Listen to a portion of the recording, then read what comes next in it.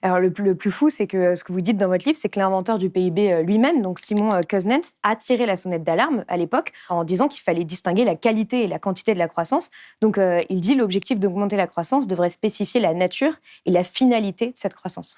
Ah oui, moi j'adore ce témoignage de Simon Kuznets, parce que lui, on lui a demandé un indicateur dans l'urgence.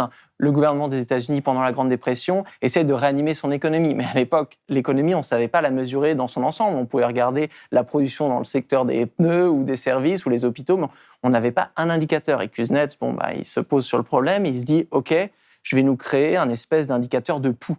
Comme ça, si vous faites une intervention quelque part dans l'économie, si ça monte, le PIB, ça veut dire que vous avez réanimé votre économie. C'est un indicateur de crise, c'est un indicateur de guerre, c'est un indicateur de réveil, mais ce qu'il disait bien, ça ne va pas marcher en indicateur de paix, parce que c'est un indicateur de quantité.